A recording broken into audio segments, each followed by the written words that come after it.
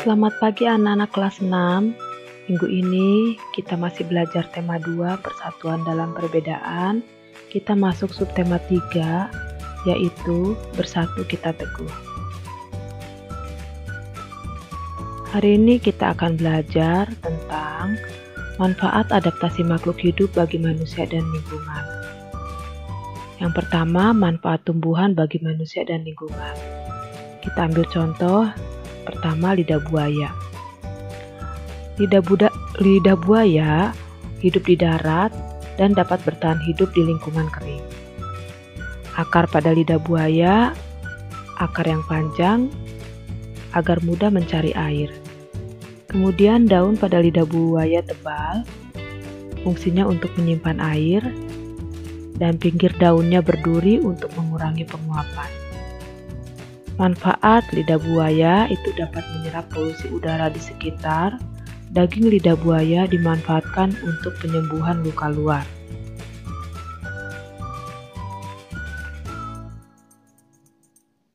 Kemudian tumbuhan bakau. Tumbuhan bakau habitatnya di pantai. Akar tunjang pada tumbuhan bakau berfungsi untuk menahan tumbuhan dari terjangan ombak. Perairan di sekitar akar pohon bakau menjadi tempat hidup hewan laut, misalnya ikan dan udang. Tumbuhan bakau itu dapat mencegah abrasi pantai. Lalu yang kedua, manfaat hewan bagi manusia dan lingkungan. Contohnya cacing tanah. Cacing menghasilkan kotoran yang membuat tanah menjadi subur. Cacing bergerak dan mencari makan di dalam tanah.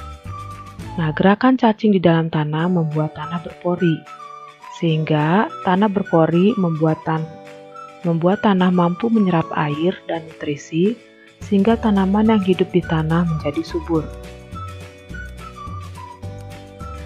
Yang kedua, domba. Rambut pada domba berfungsi untuk menghangatkan tubuh saat suhu di lingkungan rendah. Rambut domba oleh manusia dimanfaatkan sebagai bahan pembuat kain wol. Kain wol dimanfaatkan untuk pembuatan pakaian hangat, dan kotoran domba dimanfaatkan sebagai pupuk tanaman. Dan masih banyak lagi makhluk hidup lainnya yang bermanfaat bagi manusia dan lingkungan.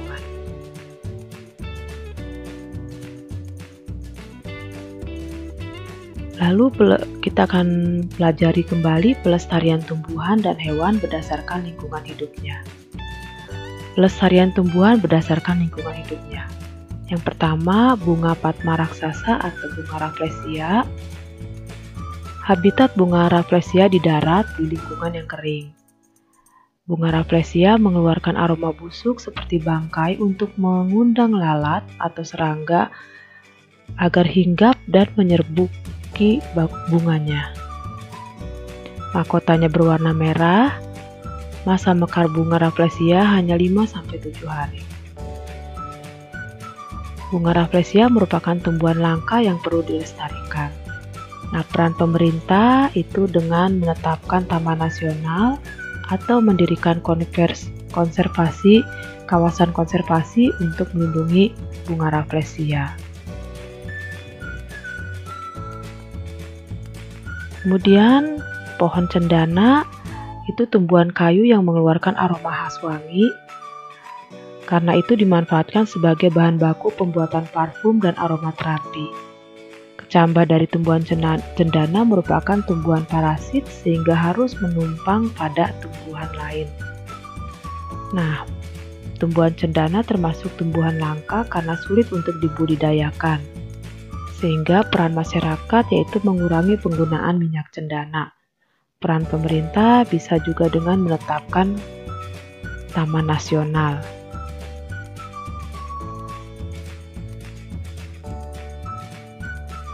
Pelestarian hewan berdasarkan lingkungan hidupnya. Orangutan, habitatnya di hutan tropis, tepatnya di Pulau Sumatera dan Kalimantan. Orangutan termasuk hewan endemik ya, yang hanya tinggal di daerah Pulau Sumatera dan Kalimantan. Orangutan menghabiskan sebagian besar hidupnya di kanopi pohon. Nah, Peran pemerintah itu membuat penangkaran orangutan seperti Bukit Lawang Sumatera dan Tanjung Puting Kalimantan. Gajah Sumatera, habitatnya di hutan yang ditumbuhi pohon lebat dekat dengan sumber air, yaitu di Pulau Sumatera, termasuk hewan langka karena jumlahnya semakin menurun. Peran pemerintah itu dengan mendirikan pusat konservasi gajah Sumatera, yaitu di Taman Nasional Waikambas di Lampung dan Taman Nasional Tesonilo di Riau. Tugas kalian anak-anak, simpanlah video pembelajaran ini untuk bahan belajar. Kerjakan keterampilan kinerja praktik dari buku UPENA halaman 126. Buatlah laporan hasil pengamatannya dalam bentuk poster. Lengkapi laporanmu dengan gambar yang sesuai. Kirimkan hasil pekerjaanmu ke Google Classroom. Selamat belajar anak-anak, Tuhan memberkati.